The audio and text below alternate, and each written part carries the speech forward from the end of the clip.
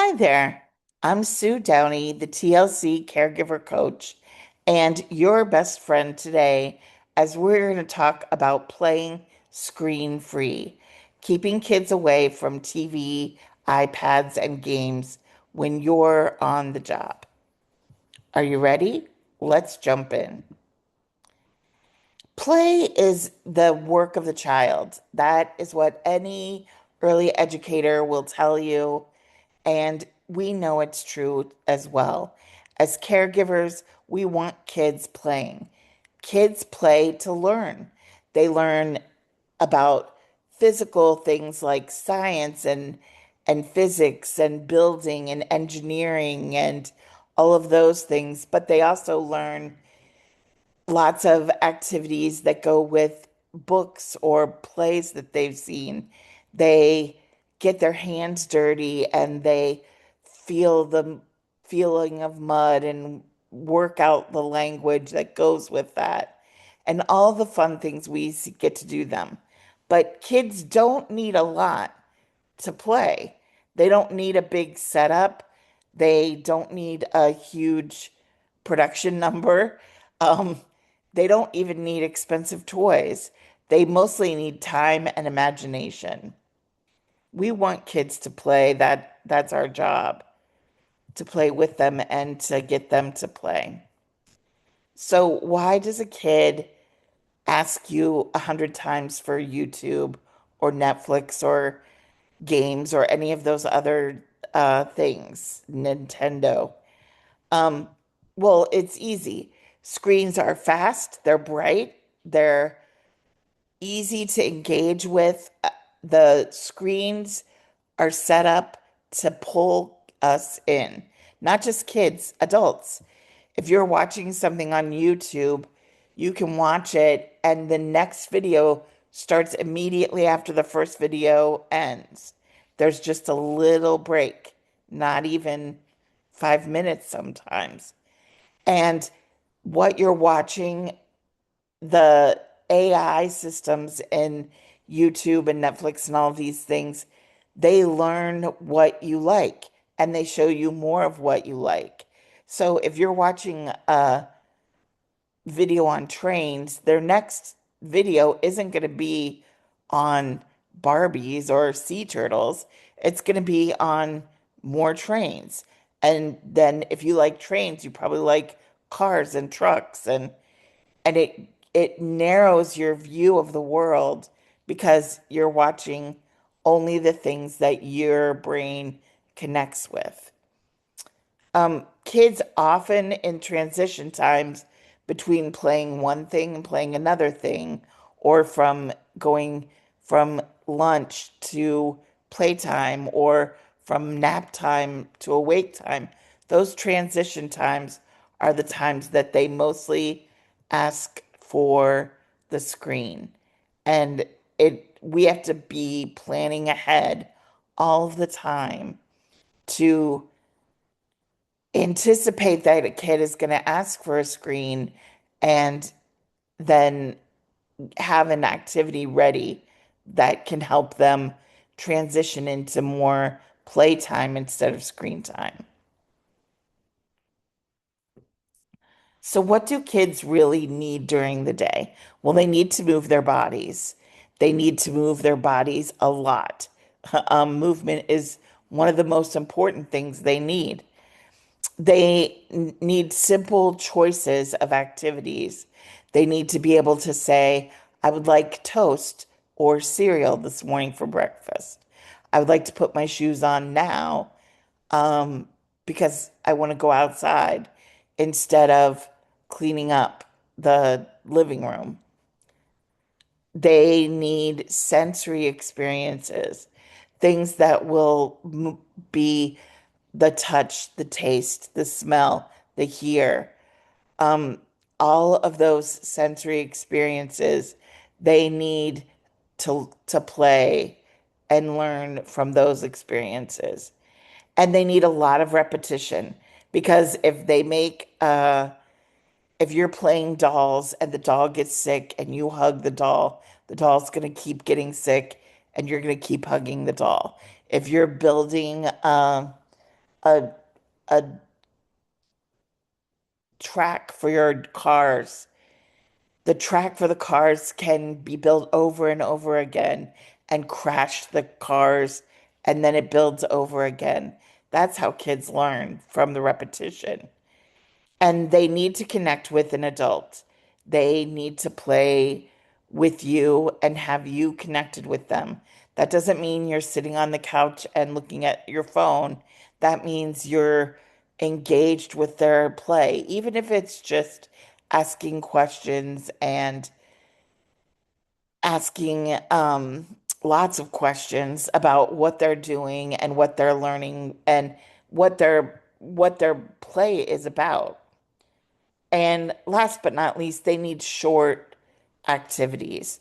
Um, Once a kid starts playing, they may extend their attention span will get larger or longer depending on what they're playing. But in general, you're not going to plan one play activity for 4 hours of a kid's afternoon.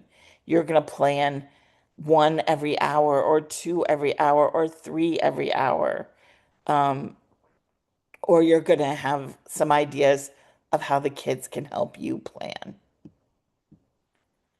Again, most kids are asking for screen when they are in that transition period from playing one activity to another, or from mom saying goodbye in the morning, getting started, especially if they don't know you very well. If you're a temp nanny in just for a day, they are definitely gonna lean on the screens a lot.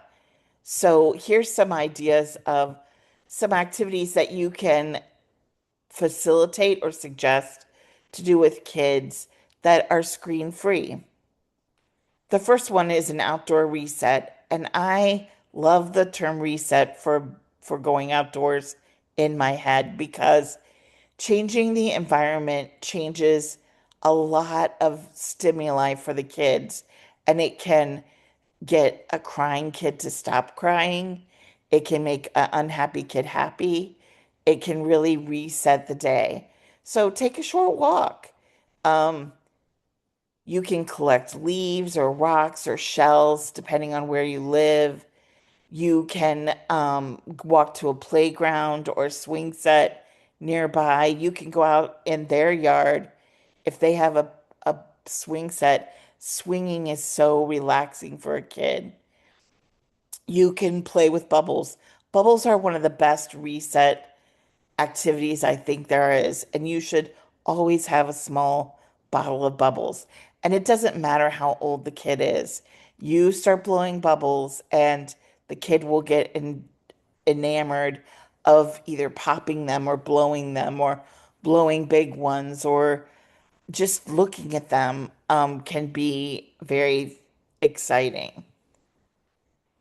If they're not ready to go outside, you can use helper activities to get things going. So, for instance, if I have just fed you lunch and I'm trying to do the dishes really quick, or at least clean up enough so that mom or dad could get in the kitchen, I'll say, well, here's a rag and it's wet. You can wipe down the table.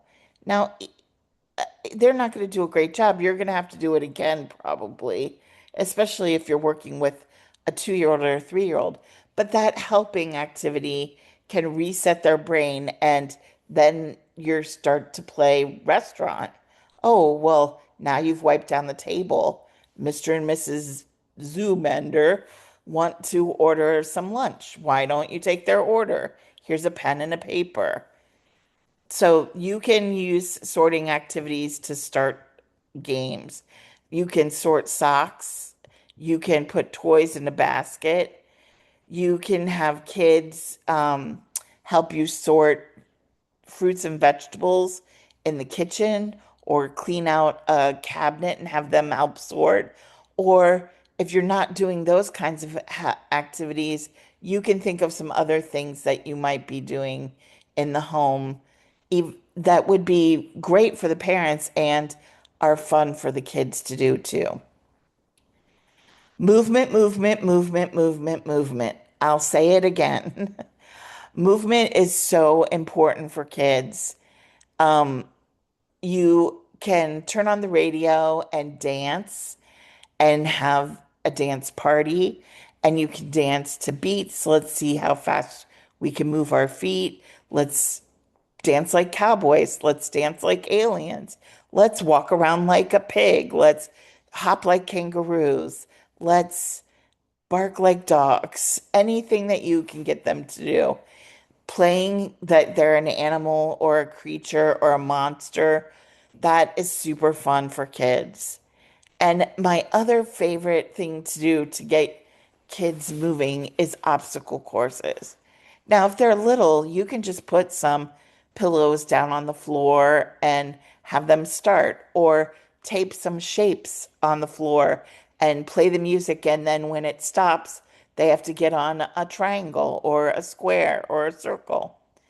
Um, but they can make an obstacle course for you. Have them set up in the hall and use tape to make laser quotes,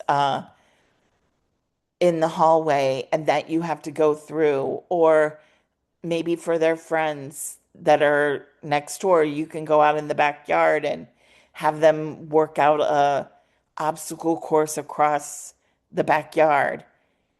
Any kind of movement is important.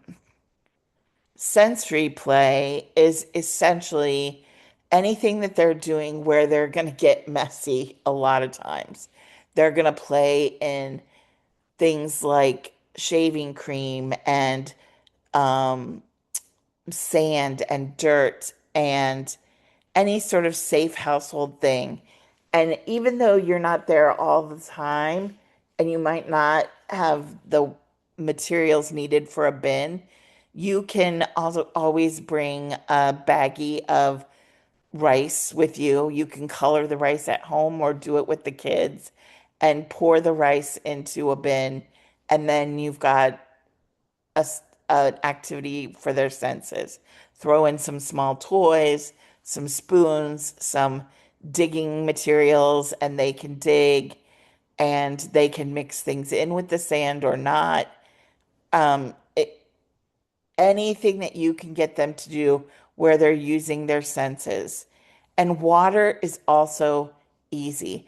Everybody has water, and now we're going in to spring and summer where you can fill a bin with water, put it out on the table or on the ground outside, and get the kids to wash their trucks or their Barbies. Um, you can get kids to scoop water and pour water, and every kid loves water play. And don't forget about Play-Doh. Play-Doh is an awesome sensory activity and something that kids of all ages enjoy. If they're playing Play-Doh, you can have contests to see who can make the alien or a rabbit or a bunny or a slice of pizza. If you're playing with smaller kids, you can pound and punch and roll out Play-Doh. And that's a great sensory activity. And again, everybody could bring a little tub of Play-Doh with you on the job. Quiet play is important too. It's important to have time in your day where we're a little not movement, movement, movement, but we're going to read a book. We're going to read a book next to each other, our own books, or we're going to read to each other. Sticker play, if the family has stickers or puzzles, those kinds of activities, even just coloring with crayons, can be a simple, easy way to keep play going. And it's nice to sit down for a few minutes and relax. Not everybody is going fast all day. Transition times are key. Going from one activity to another is often the place where I lose the day. And I don't know if that happens with you, but I'm guessing it does because there's lots of transitions. So keep a few go-to activities in your bag. I love a roll of painter's tape. I'll say it again and again. I buy a package of different colored ones, and I always have one in my bag. You can ball it up and make it sticky and give it to a kid, and then they'll play hide the sticky ball, or let's pass the ball, or ooh, this just feels weird on my hands.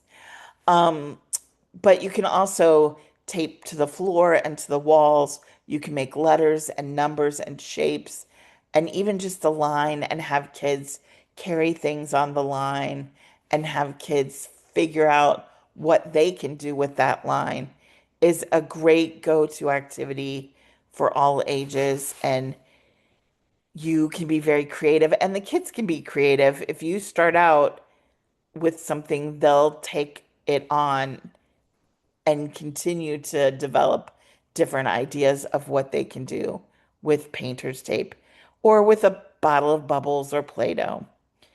Ask two-pronged questions or three-pronged questions instead of asking open questions. If you ask a kid what he wants to do today, he is unlikely to give you a clear answer. There's too many choices. But if you ask him, would he rather play a board game or Legos, he's more likely to choose one or the other. Those transition times can be tough, and they often lead to cranky times. So, cranky times are those periods of the day when a kid really wants to watch a screen. The kid is very, very excited. She wants to watch this show about the unicorns and it's on and I want to see it. Or this little girl wants to watch there's a chef that does chocolate pieces. Oh my goodness, we love that show on YouTube. So when the kids ask for a screen, keep calm. The most important thing you can do is to keep yourself calm because once you get excited and anxious and nervous and all that, the kids are going to do it too. So acknowledge their feelings. Say, I understand you want to watch the unicorn show. I would like to watch the chocolate show. I would like to sit and watch TV. If their parents allow screens in the house, then what I always do is tell them at this point in the day, we'll watch screens. My favorite time is right after nap time because there's this period where they're sort of tired and it's a little bit rough and it's a good time to have a snack while you watch TV if you can, or have a snack and then watch TV. Um, but don't do it first thing in the morning because if you say, okay, well, we'll watch the unicorn show and then we'll play, then you're going to lose the kid to the screen. They're going to just keep asking for it again and again. So know your limits. Know that you have a certain amount of time during the day. You know the parents like screens, let screens in. Most parents are okay with screens for a period of time, like a half an hour or um, an hour at the end of the day when they're recouping from some activity. And then you can start. And be sure, again, there's no transition. So, or there's no transition time. So when the TV time is over, or the iPad time is over, have some activity right away that you're going to go into and let them know you know how it feels to be angry and to be frustrated. But look here, we're going to blow bubbles. That's a great way to get rid of your anger. So, really, it's all about having a plan and being prepared for those transition times. Remember that a kid will ask for the screens when they're tired or hungry or just bored. And it's your job to give them some transition to activities that you want to play. So having a roll of tape or jar of bubbles in your bag can be a lifesaver. And make sure that you have a timer. You can show them on your phone. I'm going to set a timer for 1 hour and we're going to watch one show and then we're going to turn it off. Give them the plan in advance and make sure that you are enjoying their time with them. Playing with them is fun. The goal is not to fill every minute of a kid's day, nor am I saying that all of these activities you need to do with a kid every time. But the goal is to create a day that feels like they're engaged in the play and that you're engaged in the play and that it's manageable, that you can start it and stop it at any time you want, and that you feel connected to that child, even if you're there only for one afternoon. I want to thank you for listening to Play. I know that it's so important. This month we're talking about play at TLC and the importance of all of the different kinds of play that kids do. And if you have any ideas of any other activities that you would like me to do a little training on, you can email me, Sue at tlcforkids.com. Thanks so much. We appreciate your work on our team and have a good day.